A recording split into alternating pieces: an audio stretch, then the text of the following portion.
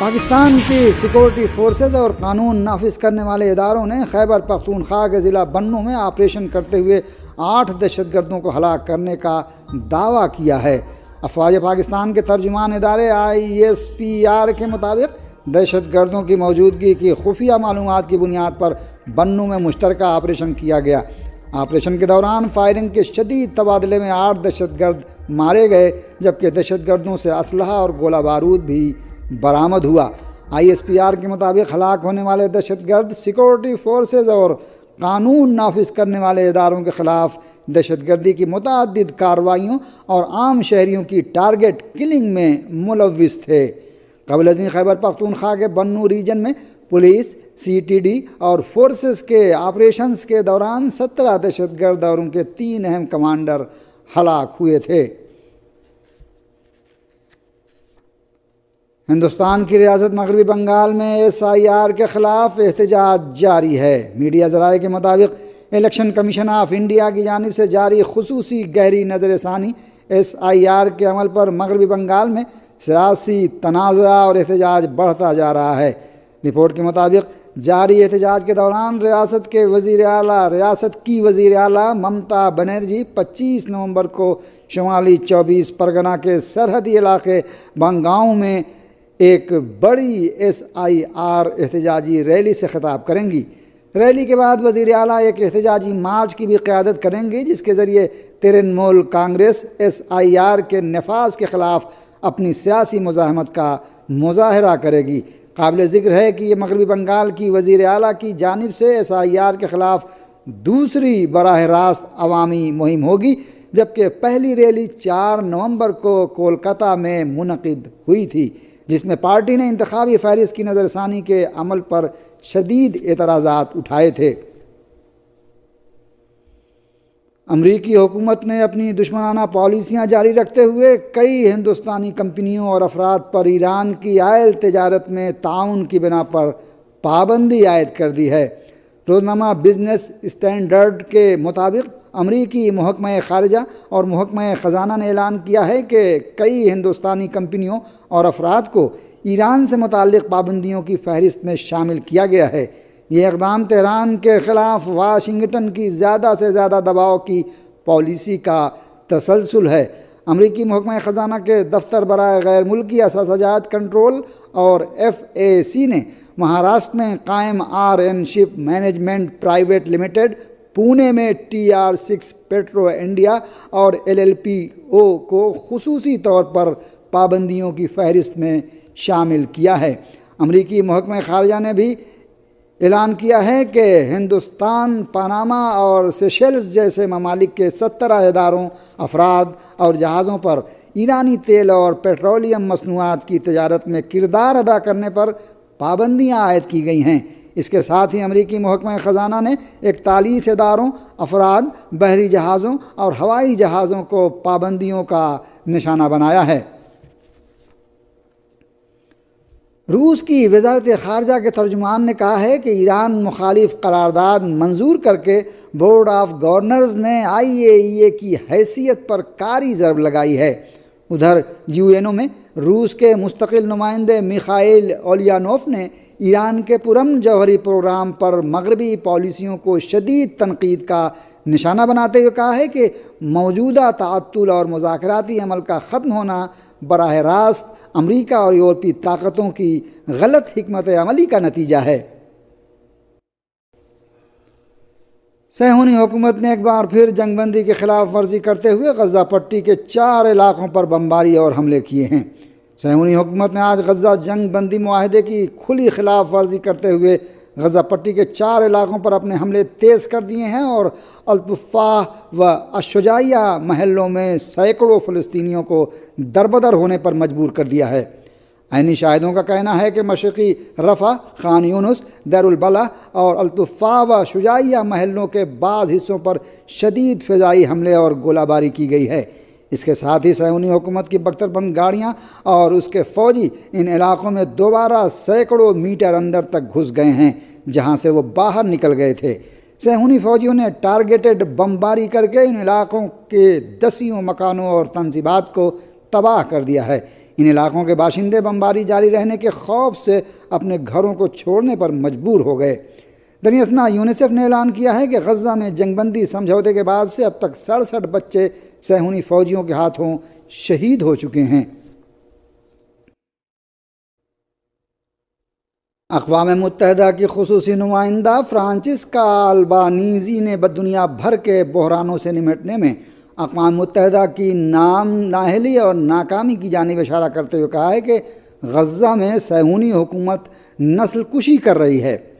مقبوضہ فلسطینی علاقوں کے لیے انسانی حقوق سے متعلق مقبوضہ فلسطینی علاقوں میں اقوام متحدہ کی انسانی حقوق کی خصوصی نمائندہ فرانچسکا البانیزی نے ایک انٹرویو میں اقوام متحدہ اور اس سے منسلک اداروں کی نااہلی اور جرائم کی روک تھام میں ناکامی پر اپنی گہری تشویش کا اظہار کیا۔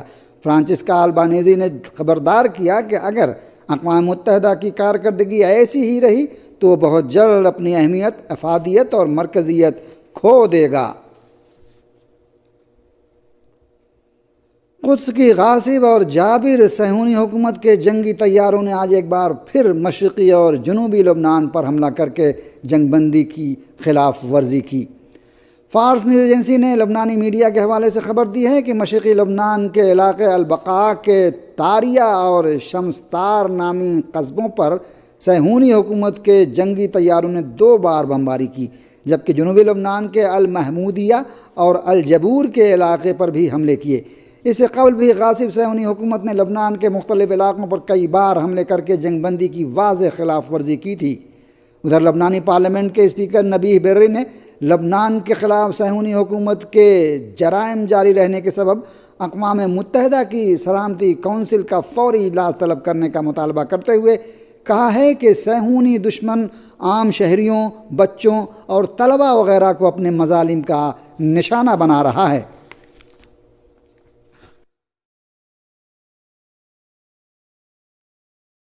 حکومت پاکستان نے اعلان کیا کہ جلد ہی تہران، اسلام آباد اور استنبول کے درمیان ٹرین سروس شروع کی جائے گی۔ آج اسلام آباد میں وزیر اعظم محمد شہباز شریف، وزیر ریلوے حنیف عباسی اور متعلقہ وزارتوں کے اعلیٰ حکام کی زیر صدارت ریلوے منصوبوں کا جائزہ لینے کے لیے اجلاس منعقد ہوا۔ پاکستانی کابینہ نے ملک کے ریلوے منصوبوں کا جائزہ لینے کے لیے منعقدہ ایک خصوصی اجلاس میں اعلان کیا ہے کہ اسلام آباد، Tehran, Istanbul ECO-ITI container train service جلد ہی دوبارہ شروع ہو جائے گی۔ وزیر اعظم پاکستان کے دفتر تعلقات عامہ کی جانب سے جاری بیان کے مطابق اس اجلاس میں پاکستان کے وزیر اعظم نے ملک کے ریلوے نظام کو بہتر بنانے اور علاقائی اور بین الاقوامی رابطوں کے منصوبوں میں حصہ لینے کے لیے مالی اور قانونی اقدامات کو تیز کرنے کا حکم جاری کیا۔ پاکستانی حکام نے کابینہ کے اجلاس میں بتایا کہ اسلام آباد، تہران، استنبول روٹ پر اقتصادی تعاون تنظیم ECO کی مال بردار ٹرین کی نقل و حرکت جلد دوبارہ شروع ہو جائے گی۔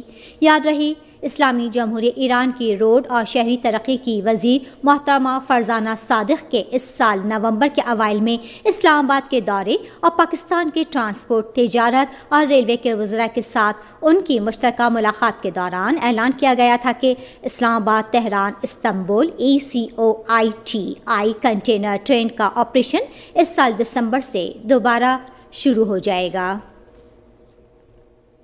ہندوستان کے زیر انتظام کشمیر میں ہندوستانی فورسز نے سوشل میڈیا پلیٹ فارمز پر کریک ڈاؤن شروع کر دیا۔ یہ کارروائی جموں میں واقع کشمیر ٹائمز اخبار کے ریزیڈنسی روڈ پر واقع دفتر میں کی گئی۔ ہندوستان کی تحقیقاتی ایجنسی SIA نے اپنے بیان میں کہا ہے کہ مختلف میڈیا دفاتر پر چھاپے مارنے کا مقصد ان آؤٹ لیٹ کے علیحدگی پسندوں اور ملک دشمن عناصر سے ممکنہ روابط کے حوالے سے تحقیقات کرنا ہے۔ تحقیقاتی ادارے کی رپورٹ کے مطابق چھاپے کے دوران AK رائفل کے راؤنڈز، کارتوس اور گرینیڈ لیورز برآمد ہوئے۔ سیکیورٹی ایجنسی نے مزید کہا کہ آن لائن اشاعت کشمیر ٹائمز کے ڈائریکٹر پرابو جموال کے گھر کی بھی تلاشی لی گئی۔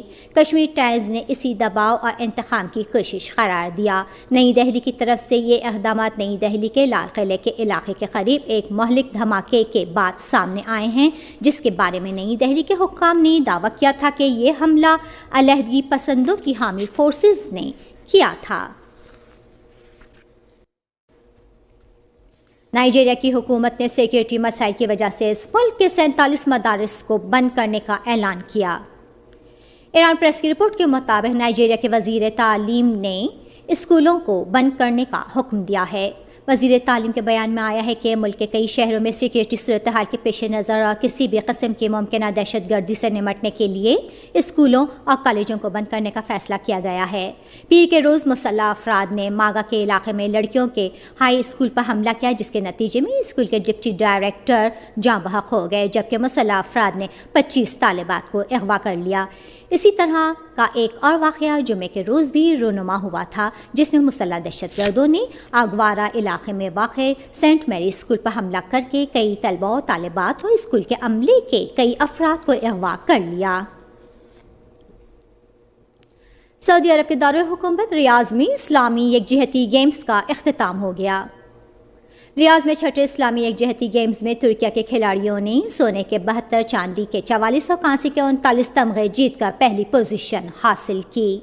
ازبکستان کے کھلاڑیوں نے سونے کے 29، چاندی کے 35 اور کانسی کے 32 تمغے جیت کر دوسری پوزیشن حاصل کی، جبکہ ایران کے کھلاڑیوں نے سونے کے 29، چاندی کے 19 اور کانسی کے 33 تمغے جیت کر تیسری پوزیشن حاصل کی۔ چھٹے اسلامی یکجہتی گیمز ریاض 2025 میں 57 ممالک کے 3000 سے زائد کھلاڑیوں نے حصہ لیا اور 25 مختلف کھیلوں کے مقابلوں میں اپنی مہارت کا مظاہرہ کیا۔